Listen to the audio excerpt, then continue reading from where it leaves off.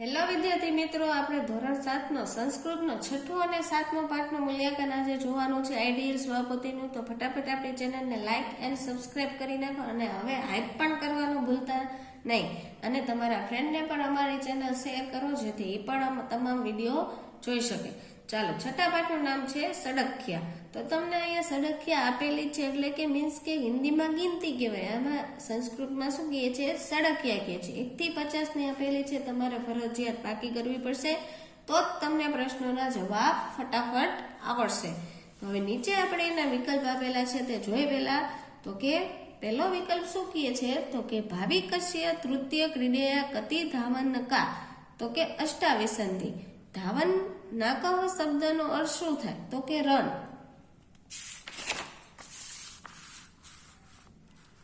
પછી છે ધાવના ક ફલમ શબ્દનો અર્થ શું થાય? તો કે સ્કોરબોર્ડ. ક્રિકેટ તલસ્ય ધાવના ક ફલમ કમ પશ્યામી. તો કે નિલેશ. કૌ ક્રિકેટ અસ્ય ધાવના ક વિશે વાર્તાલાપ કુરતઃ. તો નિલેશઃ ચ રમેશઃ ચ. ભાવિકસ્ય દ્વિતીય ક્રીડયા કતિ ધાવનકાઃ. તો કે ચતુસ્ત્રિશતમ.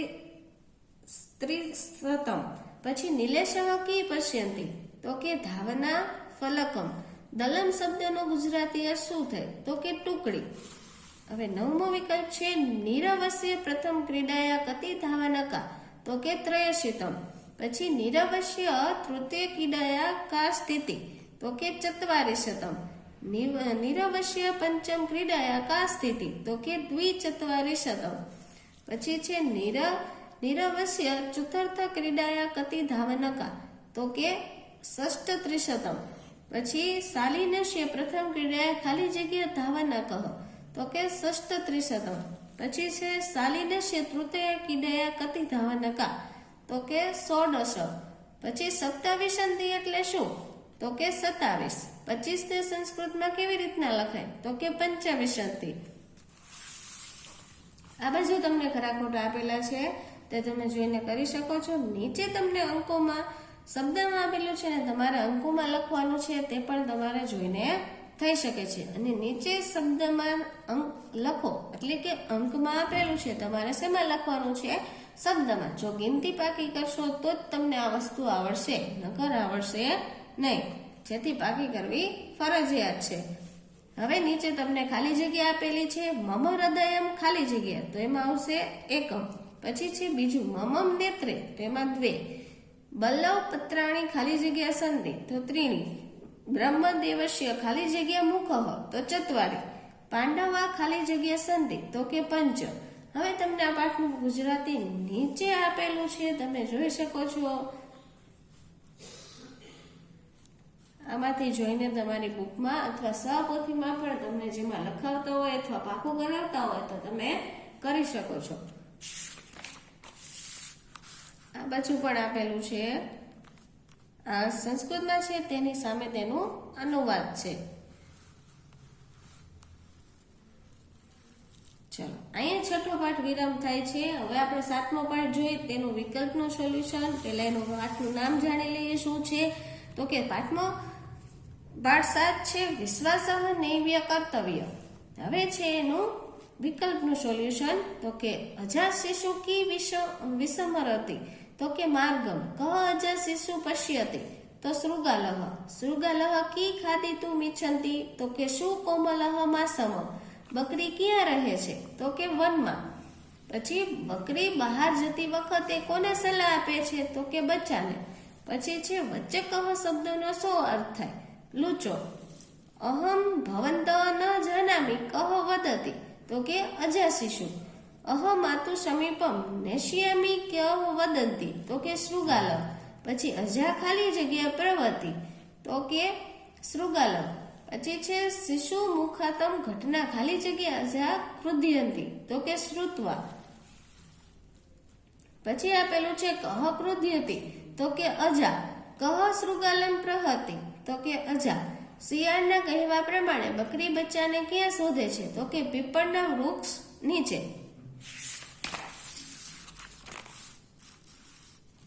હવે છે અંતે શિયાળ શું કરે છે? નાસી જાય છે. અજા શિશુ કેમ સહ ગચ્છન્તિ.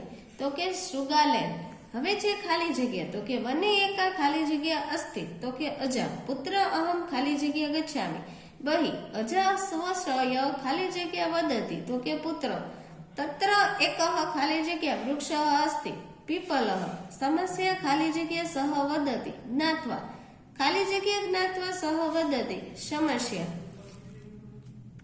ખાલી જગ્યા સહ કુત્રાપી ન ગમનીયમ, અપરિચિતે ન મૈત્રી ખાલી જગ્યા ન કુત્રાપી ગમનીયમ, તો કર્તવ્ય. ચલો નીચે આપેલું છે તમને એના ખરા ખોટા, તો તે આપણે જોઈ.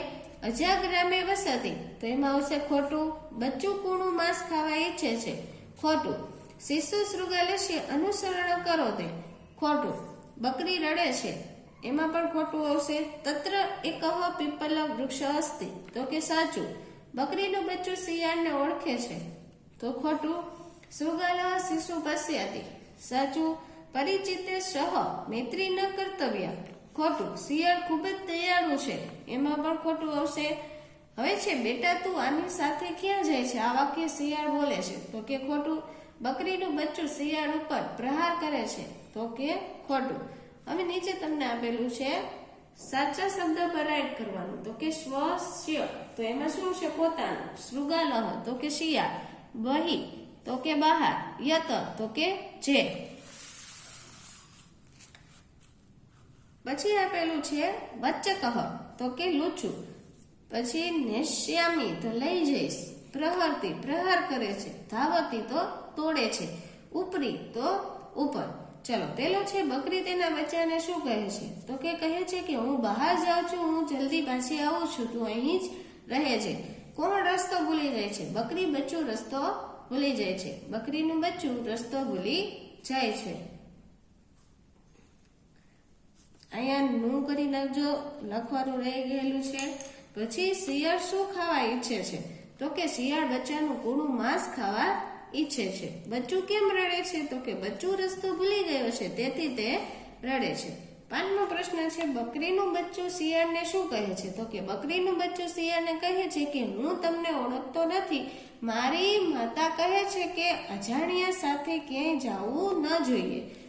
પછી આવશે બકરીનું બચ્ચું શિયાળ સાથે જવાની કેમ ના પાડે છે, તો કે બકરીનું બચ્ચું શિયાળ સાથે જવાની ના પાડે છે કારણ કે શિયાળ તેના માટે અજાણ્યું હતું અને બચ્ચાની માતાએ અજાણ્યા સાથે જવાની ના પાડી હતી. હવે છે તેમાં 7મો પ્રશ્ન, લૂચું શિયાળ બકરીના બચ્ચાને શું કહે છે? કહે છે કે ત્યાં પીપળના ઝાડ નીચે તારી માં તેને શોધે છે. શિયાળ ક્યાં ઝાડની વાત કરે છે? શિયાળ પીપળાના ઝાડની વાત કરે છે. બચ્ચાના મુખે ઘટના સાંભળી બકરી શું કરે છે? બચ્ચાના મુખે ઘટના સાંભળી બકરી ગુસ્સે થાય છે અને શિયાળ પર પ્રહાર કરે છે. હવે છે 10મો પ્રશ્ન, બકરી બચ્ચાને અંતમાં શું કહે છે? તો કે બકરી બચ્ચાને અંતમાં કહે છે કે બેટા, અજાણ્યા વ્યક્તિ પર ક્યારેય વિશ્વાસ ન કરવો જોઈએ અને દોસ્તી પણ ન કરવી. હવે છે વિશ્વાસઃ નૈવ્ય કર્તવ્ય, પાઠમાંથી શું બોધ મળે છે? તો કે વિશ્વાસઃ નૈવ્ય કર્તવ્ય, આ પાઠમાંથી આપણે અજાણ્યાનો વિશ્વાસ ન કરવો જોઈએ. હવે સંસ્કૃતના ઉત્તર આપવાના છે. અજા કુત્ર ગચ્છન્તિ? તો કે અજા વનમ ગચ્છતિ. કહ રોદિતિ? તો કે અજા શિશુ રોદતી.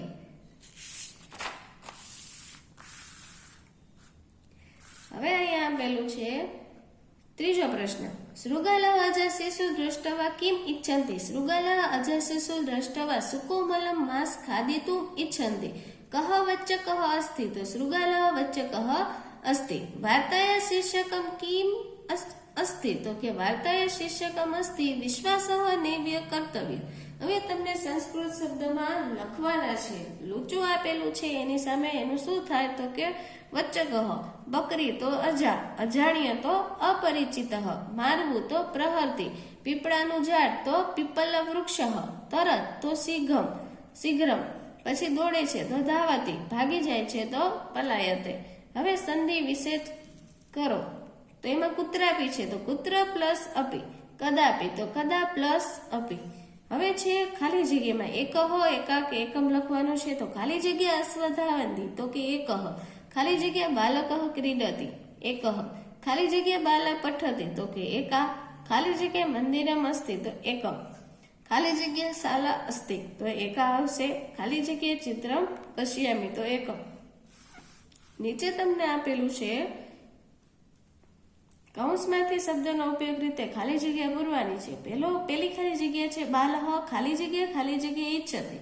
પેલીમાં રોટિકા અને બીજામાં ખાદમ આપેલું છે તો તમારે ખાદી તુમ લખવાનું છે. છાત્રા ખાલી જગ્યા ઈચ્છંતી તો કે પાઠમ અને પઠિતું. શિક્ષક ખાલી જગ્યા ઈચ્છંતી કથામ તો કથયતું. સરલા ખાલી જગ્યા ઈચ્છંતી તો ક્રીડામ કે ક્રીડિતું. પ્રણવ ખાલી જગ્યા ઈચ્છંતી તો ચિત્રમ અને રચયતું. હવે તમને નીચે આ પાઠનું ભાષાંતર આપવામાં આવેલું છે. તમને જો પેરેગ્રાફ વાઇઝ આપેલું છે જેથી તમને વાંચવામાં સરળતા રહે તેથી આમાંથી પાકું કરી લેવું સરખી રીતના.